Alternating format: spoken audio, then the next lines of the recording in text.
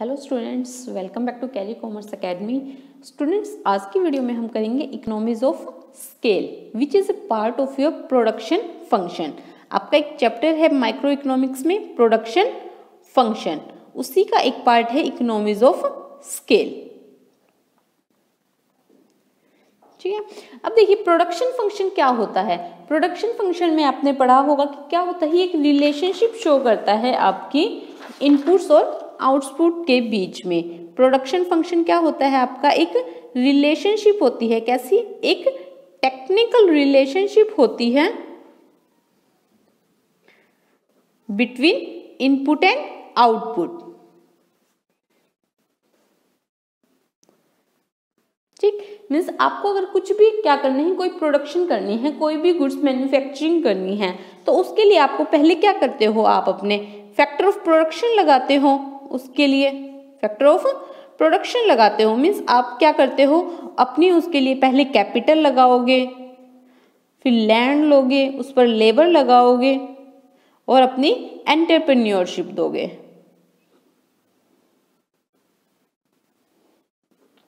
उससे फिर रिजल्ट क्या निकलता है, उसका रिजल्ट क्या निकलता है, उन सब का रिजल्ट आपकी क्या आती है, आउटपुट। तो जो इस रिलेशन को शो करता है उसी को हम क्या कहते हैं, प्रोडक्शन फंक्शन। तो आपने प्रोडक्शन फंक्शन में क्या पढ़ा था, आपने 3 स्टेजेस पढ़ी थी। क्या होते हैं आपके, इंक्रीजिंग रिटर्न होते हैं, एक आपके कांस्टेंट रिटर्न होते हैं और एक होते हैं आपके डिक्रीजिंग रिटर्न। देखिए सबसे पहले फर्स्ट स्टेज क्या थी आपकी, इंक्रीजिंग रिटर्न्स की। इसमें क्या होता है, जब आप अपने फैक्टर ऑफ प्रोडक्शन, जब आप अपना प्रोडक्शन बढ़ाएंगे तो आप जितना अपना फैक्टर ऑफ प्रोडक्शन बढ़ाएंगे उसके कंपैरेटिव जो आपकी आउटपुट है वो ज्यादा इंक्रीज होती है। मींस अगर आपने अपने फैक्टर ऑफ प्रोडक्शन लगाए 1 लाख रुपीज के, तो आपको आउटपुट मिल रही है 1,20,000 की। ठीक, तो इसको क्या बोलते हैं हम, इकोनॉमीज ऑफ स्केल। जो आपका इंक्रीजिंग रिटर्न ऑफ आउटपुट होता है, इंक्रीजिंग रिटर्न टू स्केल होता है, उसी को हम क्या बोलते हैं, अपना इकोनॉमीज ऑफ स्केल, उसी को हम बोलते हैं। इकोनॉमीज का मतलब क्या होता है, बचत, और स्केल का मतलब level of production. Scale of production होता है ना, तो क्या होता है, जैसे जैसे आप अपने प्रोडक्शन के लेवल को इंक्रीज करते हैं तो कैसे कैसे उसमें आपकी बचत होती है, कैसे आपको उसकी इकोनॉमीज, उसके फायदे मिलते हैं, उसी को बोलते हैं इकोनॉमीज ऑफ स्केल। देखिए, economies of scale refers to the situation in which increasing the scale of production reduces the per unit cost of the production. क्या कह रहे हैं कि जैसे जैसे आप अपने प्रोडक्शन का लेवल बढ़ाते हैं तो आपकी पर यूनिट कॉस्ट का क्या हो जाती है, कम हो जाती है, और रेजिस आउटपुट पर यूनिट, और आपकी जो पर यूनिट आउटपुट है वो इंक्रीज हो जाती है। मीन्स जो आपकी फाइनल प्रोडक्ट्स हैं वो इंक्रीज होते हैं, उसी को क्या बोलते हैं हम, इकोनॉमीज ऑफ स्केल। देखिए एक एग्जांपल लेके चलते हैं सिंपल से। जब एक बच्चा एक ट्यूशन क्लासेस पे आता है, ठीक, एक ट्यूशन क्लासेस पे एक बच्चा है, उसको फीस बोला क्या, 2000 रुपीज आपकी पर मंथ फीस होगी। लेकिन उसको बोल दिया कि क्या किया, अगर आप ज्यादा एक बैच बना लेते हैं, अगर आप क्या हो गए, आप अगर सिंगल हो तो आपको 2000 पे करना पड़ेगा, लेकिन अगर आप 5 स्टूडेंट्स का क्या करते हैं, बैच बना लेते हैं, तो आपको क्या करना पड़ेगा, तो फिर आप मान लीजिए आप सभी मिलकर मुझे कितने 8000 रुपीज दे सकते हैं। ठीक है, टीचर ने ये बोल दिया। तो अब देखिए क्या हुआ, जब आपने आपकी टोटल आउटपुट इंक्रीज हुई, लेकिन पर यूनिट स्टूडेंट, पर यूनिट कॉस्ट, पर यूनिट अब कॉस्ट कितनी आई, 5 बच्चों को देने हैं 8000, 8 का 8 और 8 6 5 का 30। अब हर एक बच्चे को कितने 1600 पर स्टूडेंट क्या हुई, खर्चा आया। पहले हर एक स्टूडेंट को कितने 2000 देने पड़ते, लेकिन क्योंकि हाँ टीचर को क्या थी, अपनी इनकम इंक्रीज करनी थी, तो उसकी पर यूनिट क्या हुई, बच्चों की कॉस्ट कम हो गई, तो उसी को क्या बोलते हैं, scale of production, economies of scale. ठीक है, अब इकोनॉमीज ऑफ स्केल को आपके 2 पार्ट्स में डिवाइड किया जाता है, internal economies and external economies. Internal economies क्या होती है, देखिए ये इंटरनल इकोनॉमीज होती है जो आपकी फर्म स्पेसिफिक होती है। इसका फायदा आपकी पर्टिकुलर सिर्फ एक फर्म को मिलता है जो फर्म अपना प्रोडक्शन इंक्रीज कर रही होती है, और बाकी दूसरी फर्म में, उस इंडस्ट्री में बाकी जितनी भी फर्म्स है उससे उसके ऊपर इसका कोई भी इम्पैक्ट नहीं पड़ता। जबकि एक्सटर्नल इकोनॉमिक्स क्या होती है, ये पूरी इंडस्ट्री को लेकर चलती है। इंडस्ट्री क्या होती है, group of firms having same type of products और सर्विसेज। ठीक, तो एक्सटर्नल इकोनॉमिक्स क्या होती है, ये आपकी पूरी इंडस्ट्री को इम्पैक्ट करती है। मींस एक इंडस्ट्री के अंदर जितनी भी फर्म्स है उन सभी फर्म्स को लेकर चलती है और उन सभी को अफेक्ट करती है। ठीक, तो सबसे पहले देखो internal economics. When a firm increases its scale of production it enjoys several economies. जब एक सिंगल फर्म अपना खुद का स्केल ऑफ प्रोडक्शन मीन्स अपने प्रोडक्शन लेवल को इंक्रीज करती है तो उसे बहुत सारी बचतें होती है। These economies are called internal economies. These are firm specific. ये क्या होती है, आपकी फर्म स्पेसिफिक होती है। मीन्स एक सिंगल फर्म जो अपना प्रोडक्शन बढ़ा रही है सिर्फ उसी को ये मिलती है। These are available to that particular firm only in the industry which seeks to increase its level of production। ठीक है, नेक्स्ट क्या कह रहा है कि इनको इंटरनल क्यों कहते हैं। These are called internal because these are not shared by other firms in the industry which are not expanding its scale of production। क्यों कहा इन्हें इंटरनल, क्योंकि एक फर्म का इंटरनल ही मैटर हो गया ना, उससे दूसरी फर्म को कोई इफेक्ट नहीं पड़ रहा जो अपना प्रोडक्शन इंक्रीज नहीं कर रही, इससे सिर्फ उसी पर्टिकुलर फर्म को इफेक्ट पड़ रहा है। तो इसलिए इसे क्या बोलते हैं हम, इंटरनल इकोनॉमीज ऑफ स्केल। अब फर्दर इंटरनल इकोनॉमीज को भी 2 पार्ट्स में डिवाइड कर दिया। कौन कौन सी, real economies and pecuniary economies. अब रियल इकोनॉमीज क्या होती है, जो आपकी क्वांटिटी से रिलेटेड होती है। किससे रिलेटेड होती है, आपकी क्वांटिटी से रिलेटेड होती है। मींस इसमें क्या होगी, आपकी पर यूनिट क्वांटिटी इंक्रीज हो जाती है। जैसे जो आपने इनपुट लगाए हैं, जैसे आपने लेबर लगाई है, आपकी क्या होगी, लेबर की स्पेशलाइजेशन हो जाएगी। अब जो लेबर एक दिन में 10 यूनिट बना रही थी वो अब एक दिन में 12 यूनिट बना पाएगी। तो क्या हुआ, आपको फायदा हुआ लेबर स्पेशलाइजेशन से। ऐसे ही क्या होगी आपकी, जैसे आपको रॉ मटेरियल है वो कम रेट पर मिल जाएगा। मीन्स कम रेट पर नहीं, सॉरी, वो पैकेजिंग में आएगा। रॉ मटेरियल का आप लार्ज स्टॉक रख सकते हैं, तो इन केस अगर कोई शॉर्टेज होती है तो उस टाइम आपका प्रोडक्शन नहीं रुकेगा। तो वो सारी जितनी भी क्वांटिटी से रिलेटेड होती है उन सबको क्या बोलते हैं, रियल इकोनॉमीज। जबकि पेक्यूनरी इकोनॉमीज क्या होती है, ये रिलेटेड टू मनी होती है। जो मनी वैल्यू, जो मनी में जो आपको फायदा होता है, जैसे क्या होता है, आप बल्क बाइंग करते हो, अगर आपने बहुत सारा रॉ मटेरियल एक साथ खरीदा तो आपको डिस्काउंट मिलता है ना। जैसे मान लीजिए आपने क्या हुआ, सिर्फ 1 किलो चीनी ली तो आपको दी वो 40 रुपये केजी। लेकिन अगर आपने बहुत सारी ले लिया, आपने क्या कहा कि मुझे 100 केजी दे दो, तो उसमें आपको क्या करते हैं, वो डिस्काउंट दे देते हैं अपनी सेल इंक्रीज करने के लिए। तो आपको क्या मिलता है, डिस्काउंट मिल जाता है। जैसे बैंक है वो कंसेशंस दे देते हैं आपको, अगर आप बैंक लोन लेते हैं कुछ उस पर। और आपको जो सेलिंग, आप अपनी सेलिंग और एडवर्टीजमेंट करते हैं, सेलिंग एडवर्टाइज करते हैं या फिर कोई और मीडिया लेते हैं, तो उसमें भी आपको डिस्काउंट मिल जाता है। ठीक है, तो वो सब क्या होती है, रिलेटेड टू मनी। ठीक है, डिटेल में करेंगे हर एक इकोनॉमी को। अभी एक मैं ओवरव्यू दे रही हूँ कि आपको समझ आ जाए कि क्या होती है real economy versus pecuniary economies. ठीक है, रियल इकोनॉमी समझ आया क्या होती है, क्वांटिटी। इसको भी आगे फर्दर 6 पार्ट्स में डिवाइड किया गया है। लेबर इकोनॉमीज, जो लेबर से रिलेटेड कौन कौन से फायदे आपको मिलते हैं।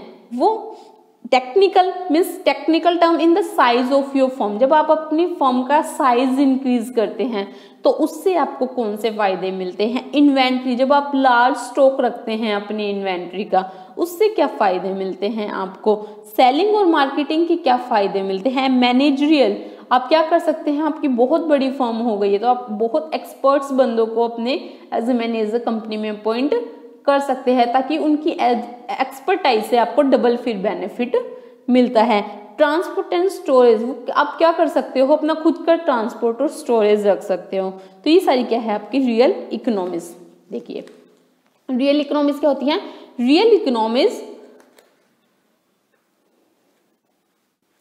Are those associated with a reduction in the physical quantity of inputs. आपकी क्या होती है, जो इनपुट्स होते हैं आपके, जो लेबर होती है, जो रॉ मटेरियल लगा है, आपकी वेरी टाइप्स ऑफ कैपिटल लगी हैं, उन सब की क्वांटिटी में रिडक्शंस होती हैं।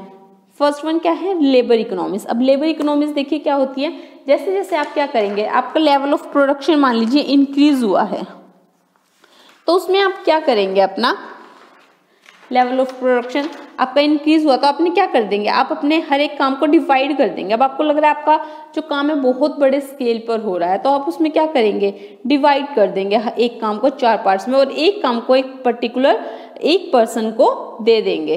ठीक है, तो वो पर्सन उस काम में क्या हो जाएगा, स्पेशलाइज्ड हो जाएगा, और वो उस काम को कम टाइम में उससे ज्यादा अच्छी तरीके से कर पाएगा। तो इस चीज को हम क्या कहते हैं, स्पेशलाइजेशन।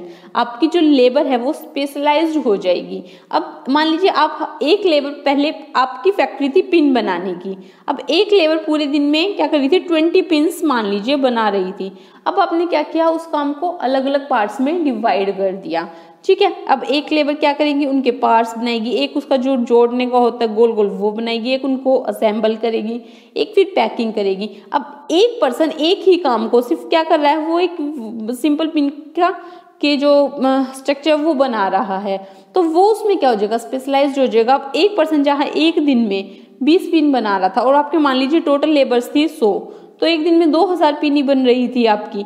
लेकिन अब क्योंकि हर एक वर्कर अपने काम में स्पेशलाइज्ड हो गया, उसके काम करने की स्पीड डबल हो गई है, उसे एक सिंगल ही काम बार बार रिपीट करना है, तो अब एक दिन में वो 100 वर्कर ही मिलकर आपकी मान लीजिए कितनी 2500 यूनिट बना देंगे। तो आपको हो गया ना फायदा कि उतनी ही कॉस्ट उतनी आ रही, लेकिन आपकी आउटपुट इंक्रीज हो गई। तो ये होता है आपकी labour economics. Increase in the scale of production of a firm results into many economies of labor like specialization. ठीक, and large scale of production results into division of labor. आप क्या करोगे, अपनी लेबर को डिवाइड कर दोगे अलग अलग सेगमेंट बना के उनके, और उनका स्पेशलाइजेशन कर दोगे। उससे क्या होगी, उनकी प्रोडक्टिविटी और एफिशिएंसी इंक्रीज होगी लेबर की, जिससे वो कम टाइम में ज्यादा काम और अच्छी क्वालिटी का काम कर पाएंगे। Next one is technical economics. Technical economics क्या होती है, जो आपके फर्म के साइज से रिलेटेड होती है। मान लीजिए आपने क्या किया, अपने फर्म का साइज इंक्रीज कर दिया, तो उस फर्म के साइज को इंक्रीज करने के लिए जो आपकी कॉस्ट आई है वो बहुत कम होगी कंपैरेटिवली, जो उससे आपको आउटपुट मिलेंगे। तो देखिए टेक्निकल इकोनॉमिक्स को आगे इन्होंने फर्दर 3 पार्ट्स में डिवाइड किया है। First one is economics of increase dimension. अगर आपने डायमेंशन इंक्रीज कर दी, मीन साइज बढ़ा दिया, तो उससे आपको क्या फायदे मिलेंगे। अब मान लीजिए आपने क्या किया, एक डबल डेकर बस बना दी। ठीक है, पहले आपकी एक बस होती थी, ठीक है, सिंपल एक बस है ये आपकी, मान लीजिए। अब आपने क्या किया, इसके ऊपर एक डबल डेकर बना दिए, एक और बना दी इसके ऊपर, तो अब क्या हुई, आपकी कॉस्ट तो डबल नहीं हुई, आपकी कॉस्ट तो डबल नहीं हुई, कॉस्ट तो आपकी सिर्फ क्या हुई, इसके ऊपर जो आपने स्ट्रक्चर तैयार किया है उसकी क्या आई। अब इंजन भी वही सेम ही चलेगा, ठीक है, और नहीं अलग से कोई और ज्यादा आपको पूरे जो नीचे की बॉडी होती है वो खरीदनी पड़ी। लेकिन आपकी जो इनकम है वो क्या हो जाएगी, अब डबल हो जाएगी, क्योंकि जितने पैसेंजर आपके यहाँ आ रहे थे उतने ही पैसेंजर यहाँ आएंगे। तो ये होते हैं आपके इकोनॉमीज ऑफ इंक्रीज्ड डायमेंशन।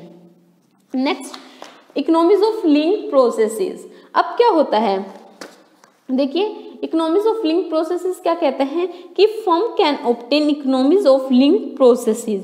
कैसे कर सकते हैं आप, अपने एक अगर कंपनी बहुत बड़ी है तो वो क्या करेगी, वो खुद ही अपना रॉ मटेरियल बना लेगी।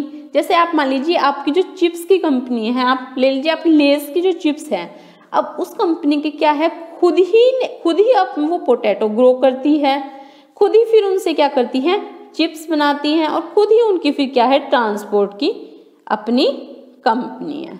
तो वो क्या करती है, हर एक अपने लिंक प्रोसेस मीन्स अपने रॉ मटेरियल से लेके फिनिश गुड तक और इवन उनको कस्टमर तक डिलीवर करने तक जितने भी काम है वो खुद करती है। तो उसके बेनिफिट देखिए, अब अगर वो बाहर से पोटैटो परचेज करेंगे तो जितनी किसान की कॉस्ट होगी प्लस करके वो उसमें अपना प्रॉफिट फिर आपको देगा।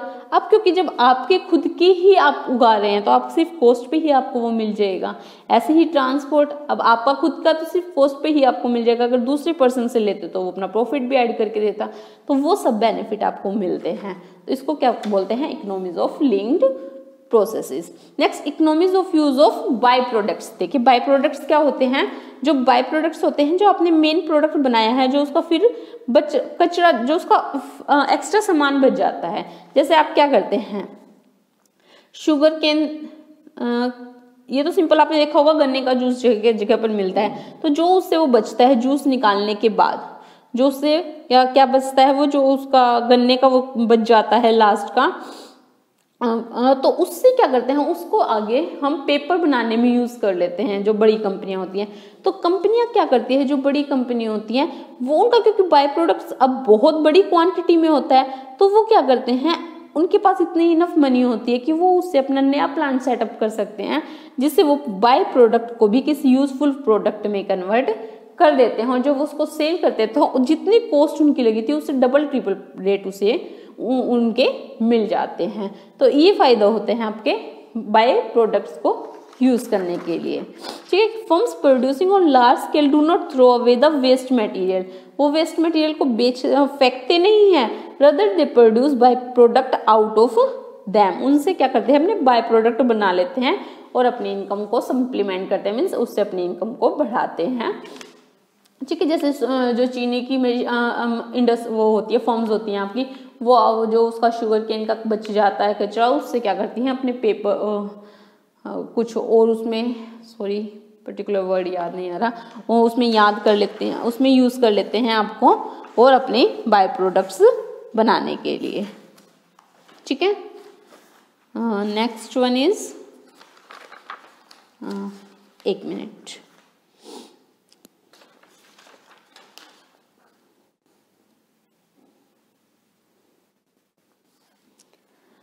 ठीक है। नेक्स्ट क्या कह रहे हैं, आपका इन्वेंट्री इकोनॉमीज।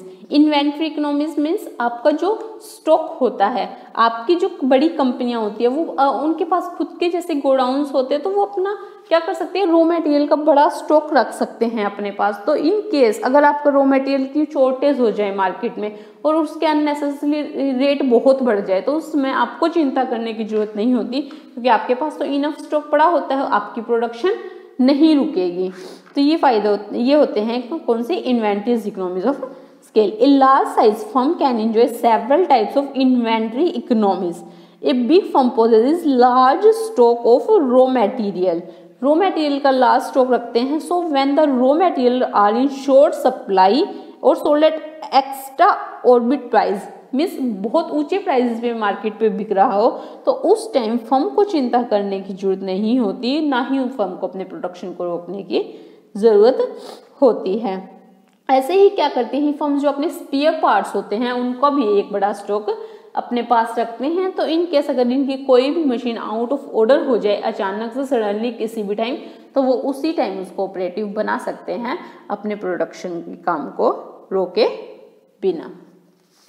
ठीक है, नेक्स्ट फोर्थ आपकी बाय मिस्टेक यहाँ रह गई, मैं फोर्थ आपको समझा देती हूँ क्या होती है।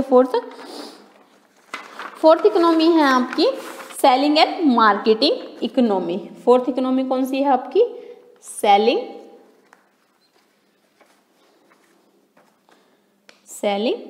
And marketing economies.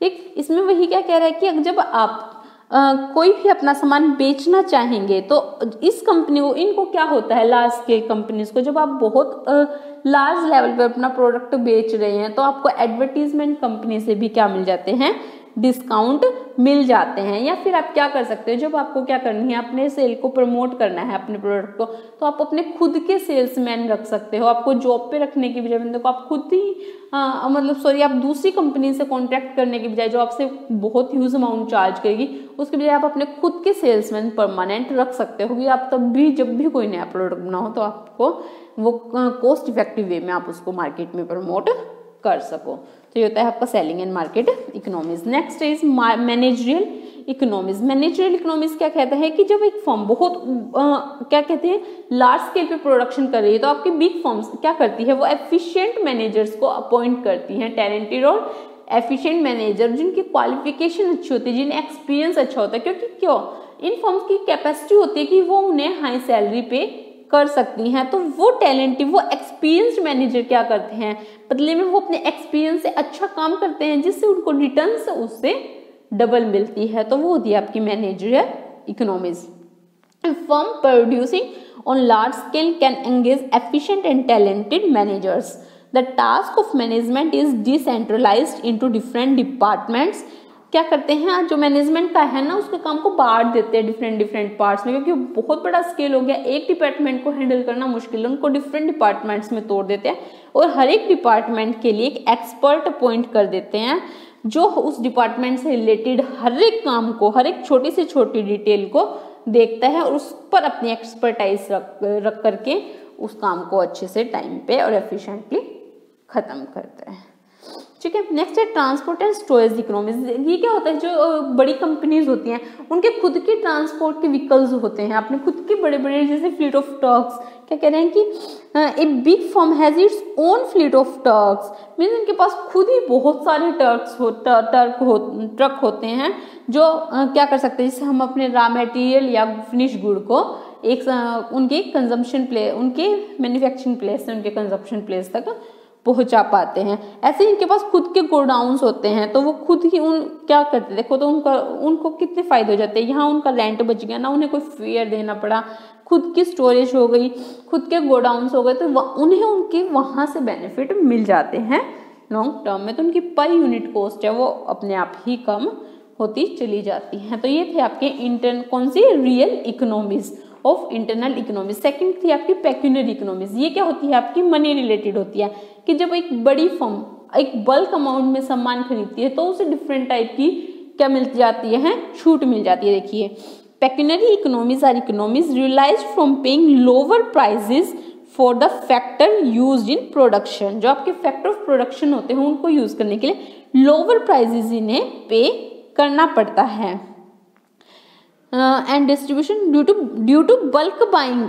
क्या करते हैं, क्योंकि ये बल्क बाइंग, ये ह्यूज अमाउंट में बड़ी क्वांटिटी में सामान को खरीदते हैं। Firm producing on large scale get raw material at low prices since they have to purchase the same in large bulk. क्या करते हैं, वो रॉ मटेरियल उन्हें सस्ते रेट पर मिल जाता है। क्यों, क्योंकि उन्हें डिस्काउंट मिल जाता है। बैंक है, बैंक उन्हें डिफरेंट टाइप की कंसेशंस दे देते हैं।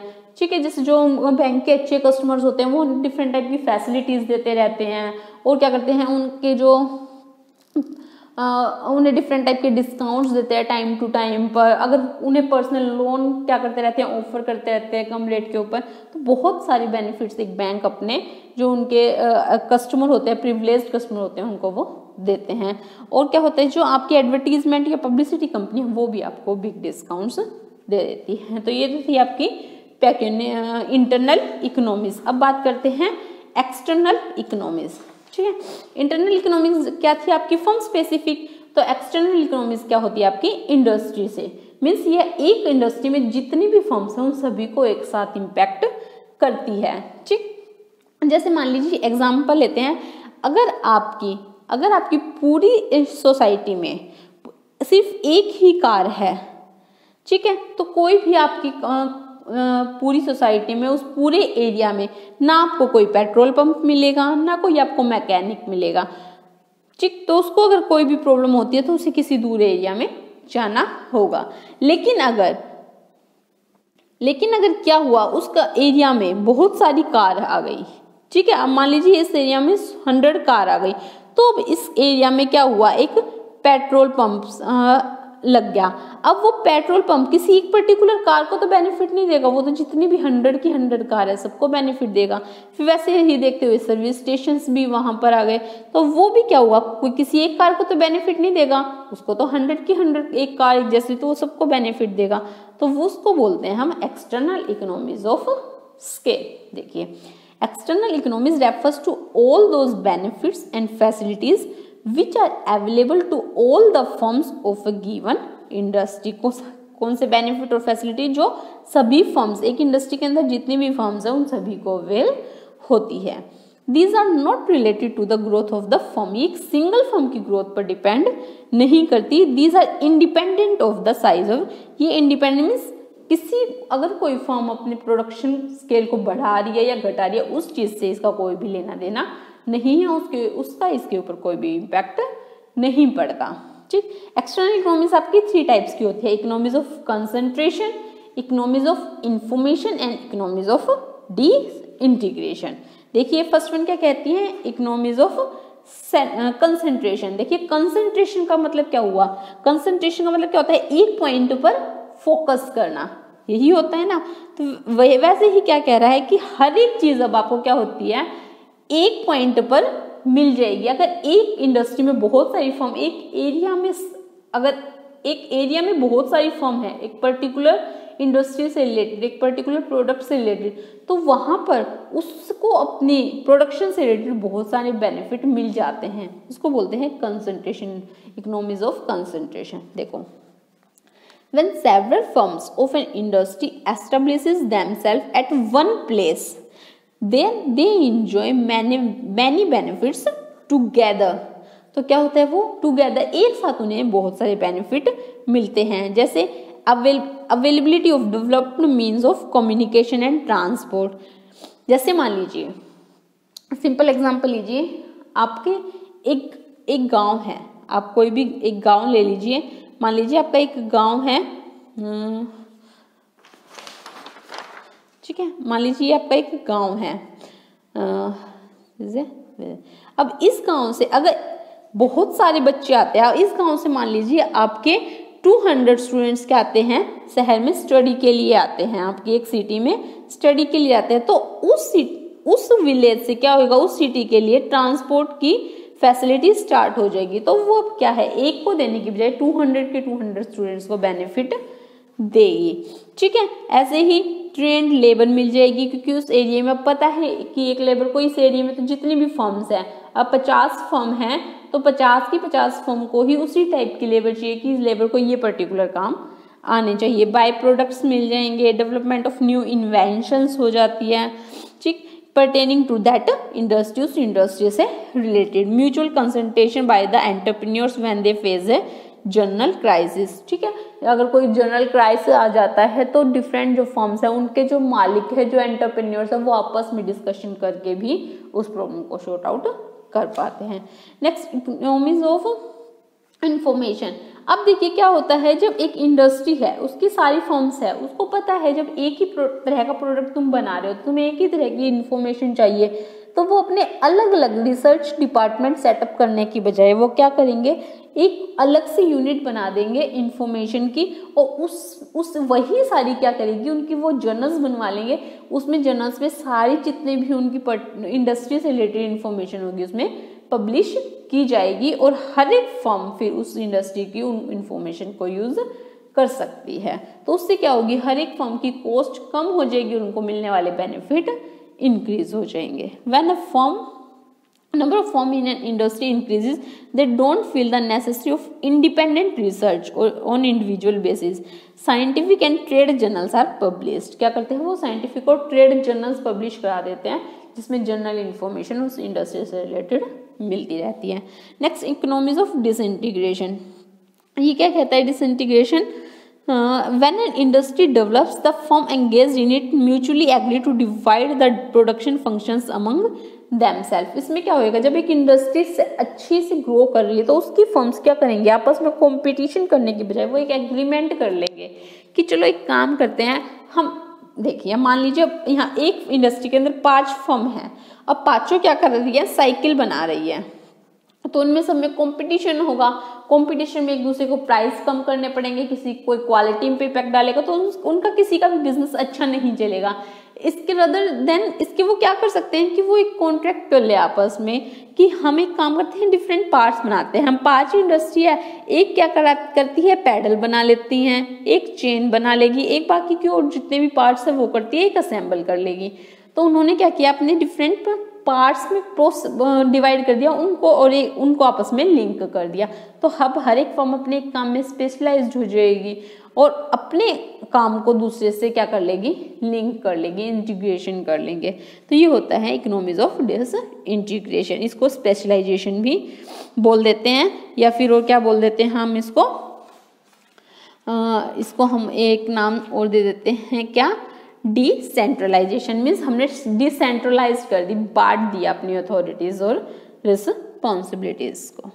ओके, तो ये थी आपकी different types of economies of scale. I hope आपको ये वीडियो पसंद आई होगी, और अगर आपको ये वीडियो पसंद आई तो प्लीज़ इसे लाइक कीजिए और अपने फ्रेंड्स के बीच शेयर कीजिए, and please don't forget to subscribe my channel and press the bell icon so that whenever I upload a video you can get a notification about that. And if you have any doubt related to this video, then please put your doubt in the comment section. Thank you.